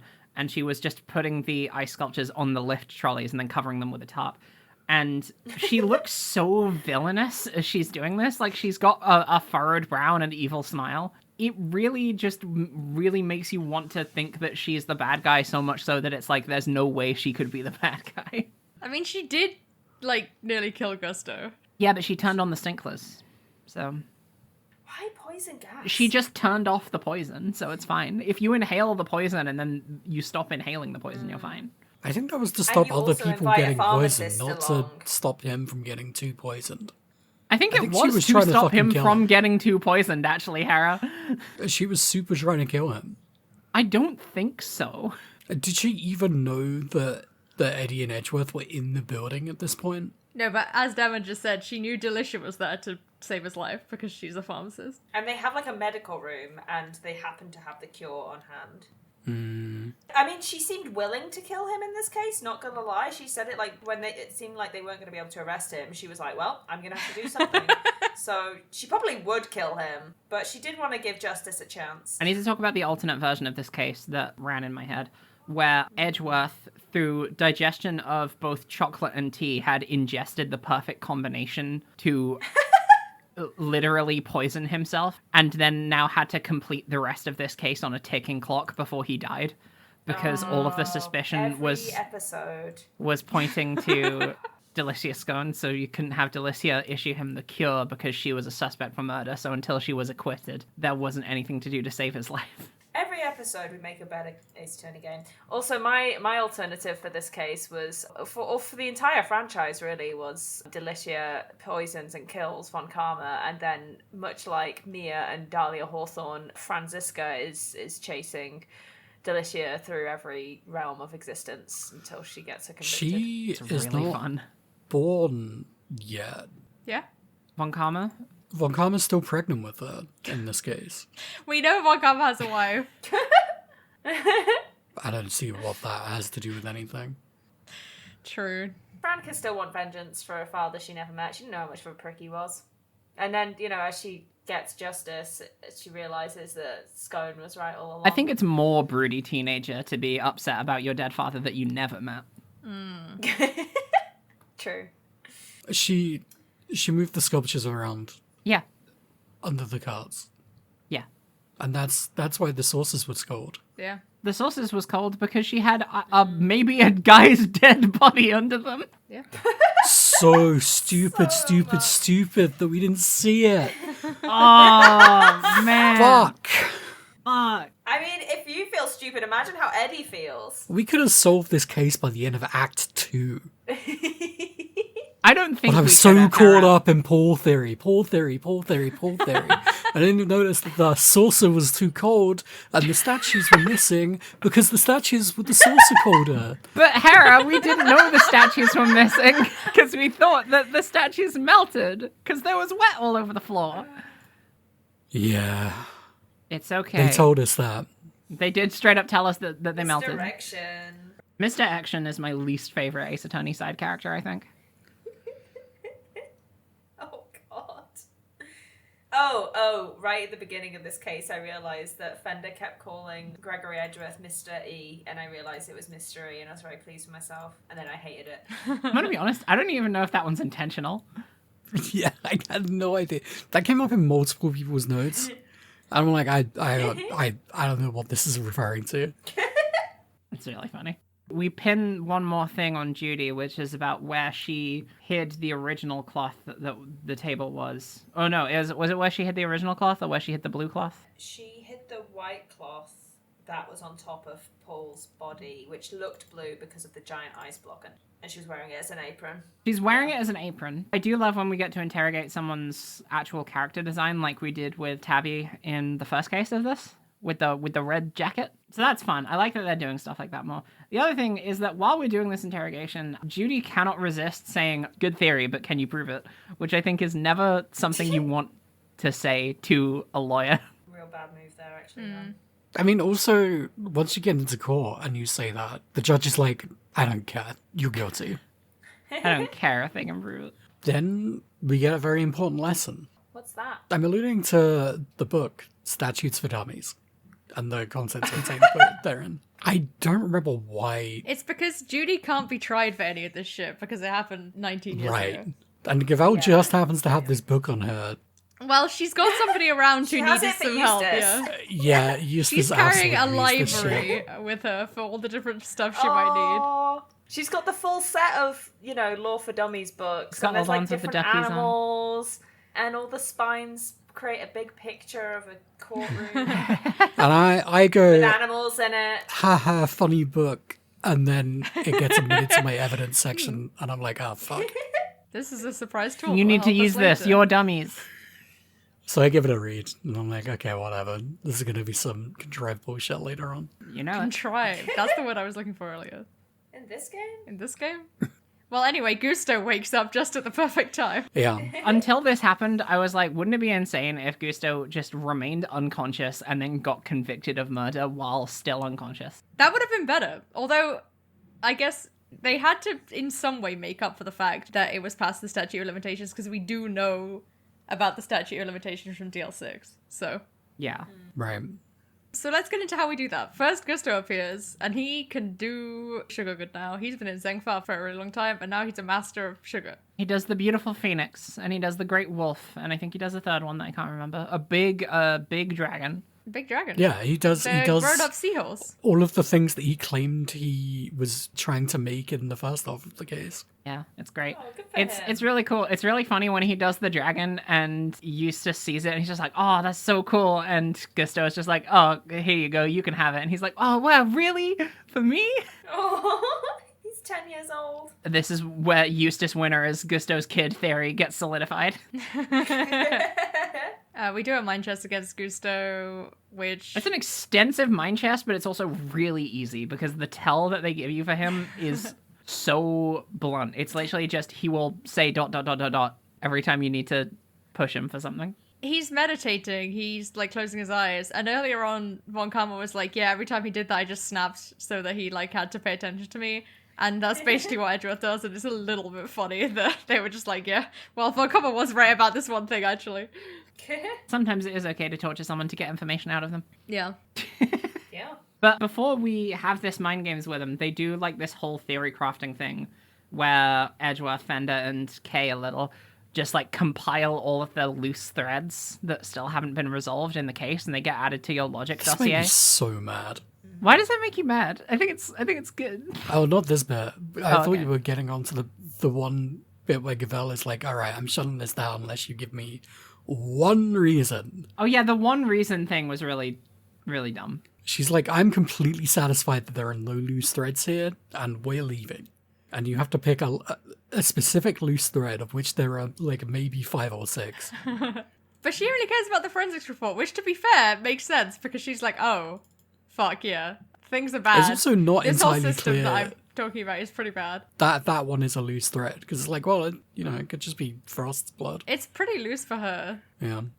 Once we've done this, then we also do a couple more connections where it's like Gusto could have killed Frost because he had that time during tea, and then he also was taking pictures of the Ultimate Cookbook, so we know that he wanted that. And that's literally just set up for what the stuff that we end up needing to use in the mind chest. And so, like, okay, question from me specifically, is that what the handprint was? Because they never really cleared that up. I think it must be, but you're right, they don't actually say that. So we work through this mind chess game.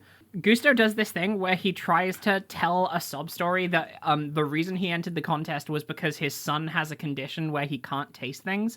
But then you manage to turn it around on him because you establish that the reason Gusto managed to get so far in the competition is because he had an accomplice who was his son, who was taste testing things for him because he is the one that has a taste disorder. He has ageusia? I don't know how to pronounce that. That sounds right. What kind of person would lie about their son like that? Normal guy. But just the idea that he makes up this entire story and then you immediately are just like, that's bullshit, and it's him the whole time. So much about this murder case revolves around people not being able to eat dessert. Yeah. Yeah. Which, for a case about dessert, is really funny. It's very funny. For an entire video game about dessert, it's really funny. Yeah, and then you say, all right, your son was the reason that you got this far, but he didn't show up this day, so where is he? To which he says, I don't give a shit. I Fuck them kids. needed him, and he didn't show up for me, so I don't give a fuck. I don't care that he was 8 years old or whatever. He wasn't really there funny for me. because like it really feels like every single case that has a murderer, right? So like how do we make this guy stand out? Because this is like a case that means a lot to us. It's like the thing that ties into DL6. We gotta make this guy really stand out. Okay, we're gonna like suddenly introduce his son and have him talk about his son and give us a sob story and then just be like, no, actually I hate my son, he sucks, I've abandoned him completely. And they were just like, what else are we doing in this case? Oh, well, there's dads in it. I guess we could just make this guy a really bad dad, and that makes him worse than a regular murderer. It sucks because I feel like them going for this angle of making him a terrible dad feels like it has such less consideration for the narrative that they're trying to structure around like inheritance of trauma and inheritance of other kinds as well. Because the notion that this guy who is like, well, before this point, seemed like a pretty stand-up dude, had his head on his shoulders, and then it also presents him as being, like, dedicated to his craft, and then you find out that he has a son. If he actually, like, cared about his son and did all this stuff for his son, but still ended up being considered a bad person because he ended up killing someone to, like, potentially help his son with a disorder that his son had or whatever the fuck, it still supports whatever narrative they're going for, because then you're feeding into the idea that the actions of people's parents, or in Edgeworth's case, legal guardians, impart so much undue trauma onto their children, which is, like, everything that this case is talking about. For the most part, it's that and desserts. So the idea that it's just like, oh yeah, my son, literally forget about him. He was a piece of shit. I will never see him again. I don't want to even talk about him. I never want to hear his name. He is nothing to me. He is dirt. And you will never even know of him. He is gone for good. It just seems like such a dumb way of making the final guy be an evil guy. Because I like when they're not just an evil guy. I like when their actions have some kind of moral cohesion to them, which this just doesn't. Like, it's literally just the crux of this was he ended up having an argument which spilled over into him deciding to murder Frost. There is, like, a small thing. I do actually ultimately agree with you on this, that they just make him so cartoonishly evil for, like, very little reason. I do think there's a kind of change in tone with his character from the past to now, where this one he's just so bombastically, like, ridiculous, whereas before he doesn't He was very seem, tempered like, none before. of this comes through. He was, no pun intended, he was very tempered before. And I kind of feel like there's this almost like, not Faustian, but, you know, he kind of gives it all up for success, and then on the other side of success it like justifies his, like, I don't know, whatever, but it's just kind of not really gotten into at all. Like, He is like that now because he thinks he's gotten away with it. He was trying to get away with it 18 years ago. But also the notion that, like, giving it all up for success can have negative effects on your children without you having to be literally the worst dad in the universe. Because I feel like it waters down the message of this whole thing when it's literally just, oh, parents can be bad because they're evil people. Not parents can be bad because their own pursuits blind them to other things that are important in their lives, such as, you know, loving other people, which is a lot of what this case is about, considering the whole thing that Fender is talking about throughout most of it. also, you know, Gusto is Von Karma is the thing, Right, so and also he's a it's- stand-in for Von Karma. Also, he's That's a true. metaphor Yes. for Von Karma. It would be even more of a metaphor for Von Karma if he was trying to, like, set his kid up for doing something, being a fall I want guy. to talk about the murder. Yeah. Yeah. Okay. So, Gusto goes into Samson's room to get some photos of the book so that he can cure himself. He gets the photos. This is the key detail for me. While he's taking these photos, Frost comes in, interrupts him, and says, oh, you're taking photos of the taste disease recipe? Oh, it must be because you have taste disease. I'm gonna tell everyone that you have taste disease unless you pay me for the rest of your life. Fucked up. Kind of an evil thing to do. Okay, sure. Kind of a stupid thing to do, because what you do is you say, okay, I'll get you your money. You walk out, you make the taste medicine, you eat it, and then you go, give me any food and I'll tell you what it tastes like. Because I can taste. I never had that. I don't know what this guy's talking about. This guy's a fucking clown. It's actually very funny. I didn't think about that, but you're absolutely right.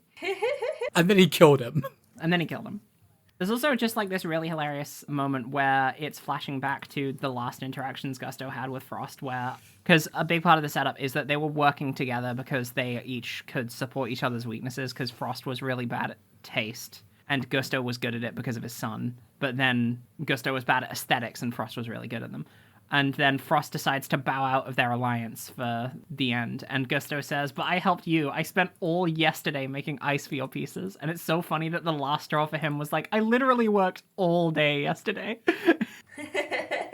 I liked the Gusto's entry for this final is supposedly so dog shit that they don't even bother to show you what it looks like. Yeah. It's very funny. You never see his room. You never see his other entries. It's also just like the whole idea of, I mentioned this earlier in my notes, but the whole idea of a lot of this plot revolves around the fact that the final entry was started a day before, which is outside of the regulations of the competition, because it all had to be done day of. So part of you finding out that they were collaborating and cheating is the fact that it would have taken multiple days for Frost sculptures to be made.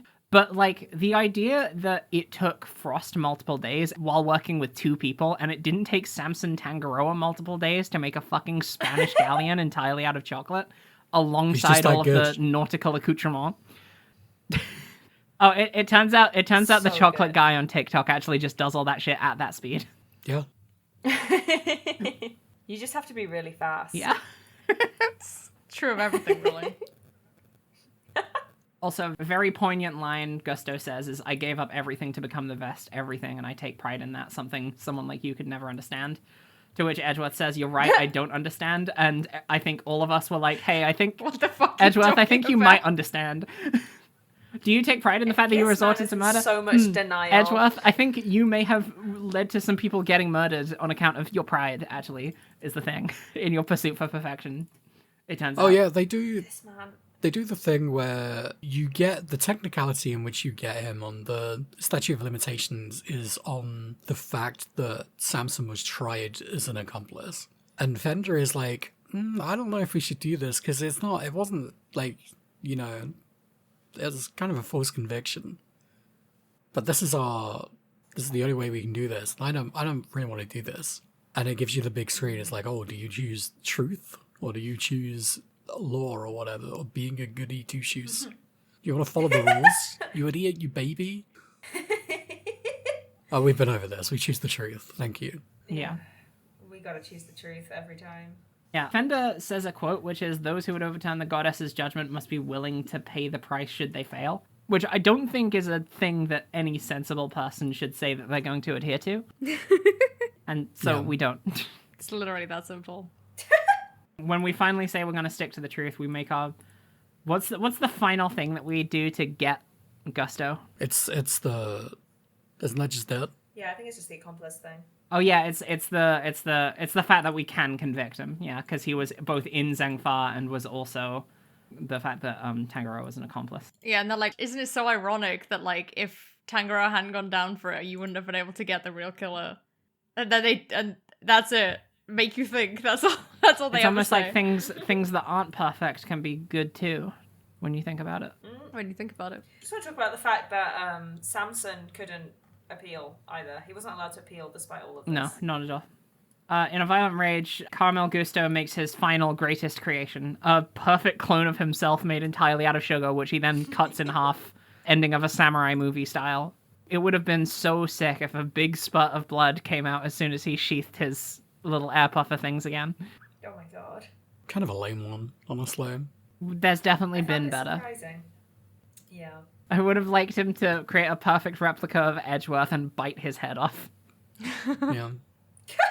That's really good. And then we go tell Judy the good news. Yay. Judy's going to jail. Well, yeah, She's it's going not to all jail. good news. But she feels so bad about what she did. She's blaming herself so much for Samson being in jail because of the body moving thing. She's like, if I'd have never found the body, this wouldn't have happened. Yeah. I think someone else would have probably found that body. Yeah. And hidden it for 18 years. Possibly. Oh, and then she's so happy, and she has got the biggest anime tears you have ever seen in your goddamn life. Yeah, huge. I feel like this is because they have the Eustace anime tears, and they're like, well, okay, but girl, we have to do the more for girl. It kind of, like, they're so true. big, they look like they could be glasses. Yeah, they look like little clouds under her eyes. Wild. And then Eustace is kind of like, what the fuck is going on? It's so and Edgeworth funny. is like, you aren't a prosecutor, you're just a guy with a job, and you need to know that you just have a job.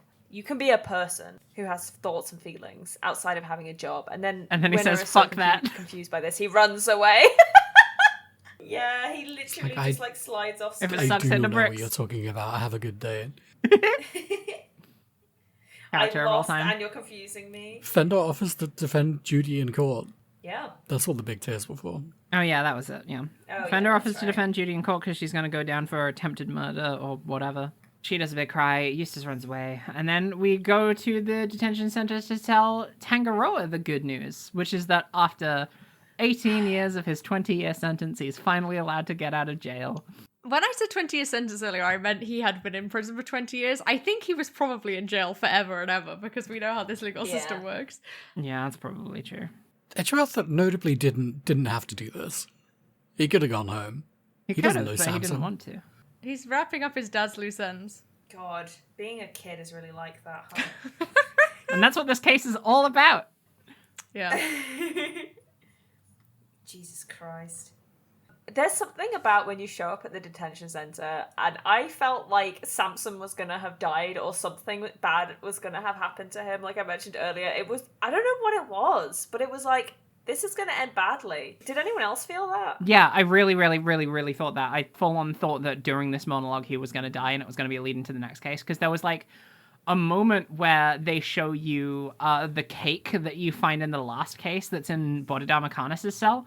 And I was like, oh, fuck, that cake could have also been some kind of poison, and this is poison, and there's some kind of confectionery-based assassin that's going around poisoning people, and Tangaroa is about to die from the poison, and then this is how it links back to Dakilla, who is currently working in ice cream.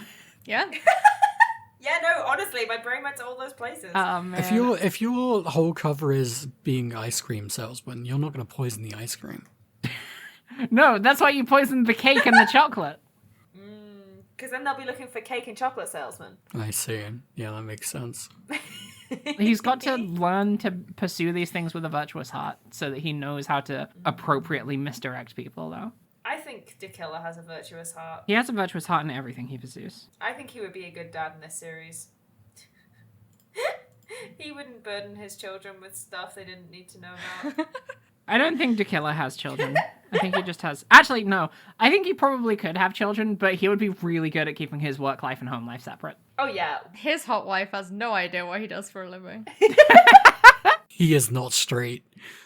His hot husband has no idea what he does for a living. I want it to be like Spy Kids for Dakilla and his hot husband Oh my god, yes. and their kids who one day find out and join the assassin legacy. The League of Assassins. Killer was all that good arc. I didn't make any notes about the Samson stuff. Gonna be honest. He's I was kind of just a worried nothing that he was going to character. die. He didn't die, and then it was really nice, and he was very happy Yeah. that he, is going to be let free at some point soon. And I got really upset and sad and happy because he's been through a lot and now he's free. He's like, thank you so much. I have nothing to live for outside. I'm bored of these walls now. My daughter. Oh yeah, that's the whole thing. It's like he's gonna get released and then Judy's gonna go back to jail and then he has to wait for Judy, which is sad. Yeah. But they do a funny joke where God. they show him some more chocolates and Edgeworth is like, we can't give him these chocolates. That's a breach of prison policy. No Detective Bad this time. And then we go to Edgeworth and Co. law offices. Nope. Fender turns around and outright asks Miles, Are you gonna be good or are you gonna be bad? are you going to be good or are you going to be bad? But what is notable here is that he says, hey buddy, this is a decision you're going to have to make. And Edgeworth normally would be like, fuck off. I'm not gonna have to do that. But he says, I know. He's openly acknowledging it. I am so curious about where the whole thing of prosecutors versus attorneys is going to go over these next two cases, because I still can't envision this ending with Edgeworth fully going attorney. So they've got to do something to justify. It's going to be some shit like he's the good prosecutor that keeps the bad prosecutors in check. Well, yeah. There has to be What he's one going to good do one. is, in the last case, you're going to meet the like leader of the commission, who's going to be like the most evil prosecutor of all time, and it's going to be like it's going to get murdered or whatever, I don't know, by another evil prosecutor guy, and then you solve that, and the evil prosecutor guy goes down, and you're like, well, I've solved evil prosecutors now. Yeah, exactly. It's easy. And it links into the first case because the evil prosecutor guy that killed the other evil prosecutor guy hired an assassin to do it. Interesting. Edgeworth and co-law officers. Welcome to Edgeworth and Co. Law Offices, featuring nobody named Edgeworth. There's a picture of a guy called Edgeworth. Not but a Two ghost. of them. Pictures of guys called Not but two Edgeworth. ghosts. What happens here? I cried. No, I didn't. I didn't cry at this bit. Well, But it well was, you know. It's just like, I finally did it. I finally did it, my dad. I solved your murder. To be specific, that's Eddie. Yeah. Do you know who Eddie's real dad is? No. So in my opinion, that's Gregory Edgeworth. Gregory Edgeworth is only 16 years older than him. So it's because all the ages in this game are fucked. Because all the ages in this game are fucked. Eddie was actually born at 7 years old. I mean, the thing is, Gregory was... Well, I guess Gregory was 25 when Edgeworth was born, so it's not... That's not terrible, but it's kind of... They so easily could have added 5 to 10 years to his age, and then he would have been Totally. would have made slightly more sense. Yeah. Yeah. Anyway, what does Eddie say here? He's just like, I'm so glad that I solved it, and I'm so glad that your son actually turns out not to be as much of a dick as I thought he was. Oh, he says something about like his legacy, like Gregory's legacy. His and Turnabout how legacy. Edgeworth seems to be like living up to that, I guess. His and how he Gregacy. probably doesn't as much. Oh no. Pretty bad. Pretty rad. Pretty bad hair. Sorry. It's his Gregacy. Stop it. Ow. My brains. And he's holding, you know, Greg's old hat to his chest, all sincerely like. His coat's in the background. It's sweet. Oh, God. Stabbed 1,000 times in the heart. That's me. We did it. We did it. Woo! Any thoughts on the teaser? I don't I have don't much remember to... what it was. It's Kay's silhouette in a church. Well, the church, we have a character who whose motifs is very Church. religious. So it could That be character's to do with name that. is Are we gonna- Bodhidharma Karnas. Are we going to go to the halls of the Goddess of Justice? Is this going to Probably. be the Church of Justice? I mean, it would be kind of wild Probably if it not, was because just it's a gonna be case normal law. Christian church. Well, you know. Jesus is confirmed. We know this. Yeah, that is true. We do know this from Investigations 1. I have some... I don't want to call them predictions, because they're not really predictions. There's something I want to see happen. What's that? I want to see Eustace cut loose. Cut Say loose more about does. this. I want to see Eustace on his own. Yeah, he's getting helicopter parented so hard. You know what's going to happen is if he gets left alone, he's going to go baby duck mode and then immediately imprint on the next person who gives him any kind of parental guidance, which is probably going to be Edgeworth. Yeah, I guess that's true. But I mean, I'd still like to see that. Yeah, me too. Unfortunately, the only way a relationship breaks up in the video game is Tony is if Someone the dies. other person dies, or I guess is a murderer. So, well, I guess that's it. That's what's gonna happen. But a judge couldn't do murder. This is my dream we're talking about here. Well, maybe she dies. But a judge couldn't. A judge couldn't die. Again, it's not a prediction, but I want to see Eustace out on his own. Maybe she's just like, I've fucking had enough of you. Taking the advice of Carmelo Gusto and cutting free from the chains of having a child. Yeah.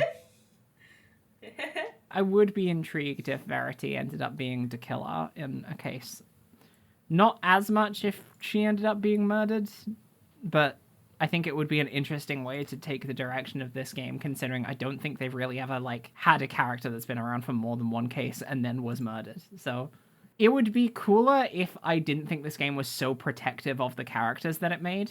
Yeah. Where I could be, like, more curious as to, oh fuck, is fucking Lotte Hart gonna die in the next one? Don't know why that was the name I pulled. I think I know why. But yeah, I don't know. I think we're still voting for the fifth case where I think the fifth case is going to be where we get our summons. Yeah, possibly. Unless the church is what the place where we get summons to looks like. Maybe they do it in a church devoted to the goddess of maybe. justice. Entirely possible. But then what room does that leave for the last case, I suppose? Depends on how things Right, escalate. exactly. Right, and then we get taken into the goddess's realm and do god justice. On the other hand, Hera, I do think it's kind of exhausting for Verity to be like, oh, this time I'm really gonna take you to see the committee for sure, for real. And it's the third time she has to do that before anything actually comes of it. But who else is going to be our opponent? Winston? God, I hope so. His hot wife. Winston's His hot wife? She's not getting involved with any of this. She's too hot for that. No, but she's the ultimate, like, villain. She's, like, top tier. You think she's a villain? Sure. Why not? I think Winston's wife is very nice. Oh, I love that for you. I think she provides the karmic balance to his life that he so desperately needs. Man, women are expected to do so much free labor. Yeah, for real. So true. Especially in these games. And their husbands don't even have a cool pompadour. Not anymore. Not after the incident. Blasted clean off. I did have one more thing I wanted to talk about in relation to this case, which was my postscript note that I had to make before we started recording, which is that I think this case would have been better if Artie did die 18 years ago and Artie's son was the body that they found in the present timeline. Because I'm just latched onto the idea of this being about the things that you inherit, and the idea of Artie's son being determined to close the book on whatever was going on 18 years ago, comes back and faces the consequences of being someone in relation to his father, and therefore dying because of it. And then it becoming just like this recursive loop of how, like, pursuing things that aren't out of love or what's the fucking thing? Virtue. Perfection? Oh, yeah. And instead of doing it to strive for something that is either unattainable or morally dubious, just results in bad shit happening, like you getting killed by the person that killed your father. I just think it would have added a lot to the themes that this case was trying to go for. But it was clear that that was never the intent. I just did really get that stuck in my head like a splinter when I was like, why are they not showing us Artie's corpse's face? Because I was so convinced that they weren't doing that because they were actually two separate bodies that they showed in the past and the present. Don't you think it's thematically appropriate that this case was literally on ice for 18 years? I guess that is true. But that's, like, humorous in a sense that an Ace Attorney writer would think. Rabbit is like dark humor. Whoa, it's so twisted, like the Joker. Whoa. Wah. Kind of chilling. Alright, do we want to do ratings? Yeah. Yeah. Alright, well, I'm still liking this. I'm so mad that I didn't.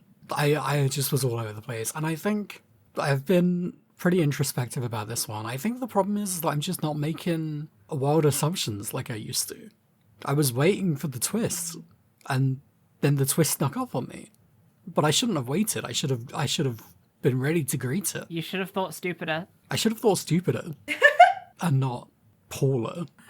Paul theory is all consuming. But I still had fun. I think the ice mystery was fun. I thought the statue stuff was dumb, but, you know, whatever. I think overall we're still on the side of green. Hell yeah. Hell yeah. I'll let you know what I thought of this case. Please. I thought it was Smoke and Six style. Hell like, yeah. I thought it was... I enjoyed the pace of it. I enjoyed kind of how long the setup was, to the fact of, like, that made it feel like new things were coming up, we're learning lots of stuff, we're getting halfway through, and I'm still really intrigued by a lot of things. And then how everything kind of fell into place in the second half felt pretty good. Obviously, I like the kind of throwbacks to DL6, and, you know, getting to play as Gregory Edgeworth is the greatest thing that could ever possibly happen to me. I think that there's kind of like something I didn't really go into, I guess, but something I've been thinking about as we've been recording is that, like, there's something about the kind of, like, generosity and love between a lot of these characters, particularly Samson, Judy, and even Scone in a lot of ways, and Eddie, like there's this kind of like collectiveness that's really sweet. And I was thinking about how Edgeworth isn't shown that he has that much of a community in this game in particular. Like, we know there's Kay and Gumshoe, but he's kind of less involved with them. Whereas in the trilogy, he had much more, like, community with, like, Phoenix and Maya and Pearl and everyone. And it was just kind of this nice, like, I hate to say it, but kind of a cozy thing. Yeah. Where, like, you know, there's a kind of cool cast of characters, and a lot of them are really, like, coming from a good place, and they're not annoying me. Like, you know, Larry was in this, but he wasn't overwhelming, I don't think. I don't know. There was just, like, a nice balance and tone between that, and then obviously a bunch of characters who were just dickheads. I just thought it was a really good case. I found the mystery compelling. I forgot a lot of this, so... I mean, whenever I'm engaging in a mystery, I have to just sit back and see what happens because I cannot for the life of me guess. And that was fun. And I thought it was excellent and really good.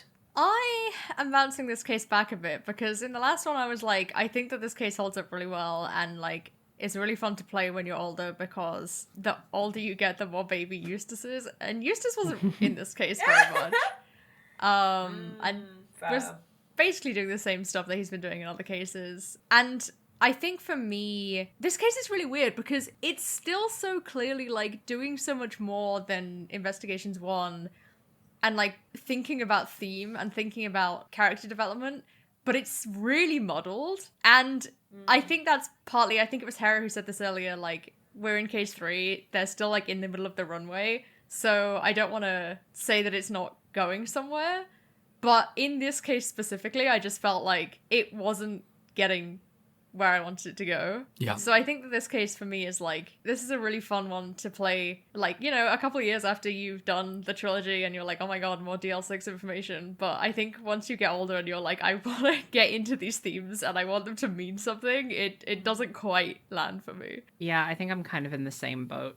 I did really enjoy this in the first half, and I think overall I had a good time with this case just because it was pretty creative with how it set itself up and executed on a lot of the things it did set up. It felt a little bit rushed in some of the stuff that led up into the like final conclusions of it. But again, mirroring what Jay said, I just did feel like when it comes to the themes that it was trying to tackle, it did just feel kind of muddled. And it also kind of feels like there does tend to be a thing with a lot of the Ace Attorney games where the middle case can just be part and parcel, just wholly removed from the linear narrative that they're constructing. Because, like, aside from the obvious Gregory Edgeworth stuff, everything, a lot of what happens in the current timeline doesn't really contribute to whatever it is they're setting up outside of this case. Like, there's the Edgeworth bits, which are just, like, kind of a continuation of the previous case, where it's just, do you want to be nice or naughty this Christmas? But, like, that was always the thing at the forefront of Edgeworth's arc in this, and it's, like, why Fender exists as a character, to make him think about that stuff. But the case itself doesn't really seem to drive much, or, like, at the very least, not as much as I would hope for a case that's, like, supposed to be so, like, putting the nail in the coffin on Gregory Edgeworth's whole presence as, like, this unknown figure. So I was kind of hoping for a bit more cohesion with some of that stuff, but otherwise I did have a lot of fun with it. So I'm giving this case UV.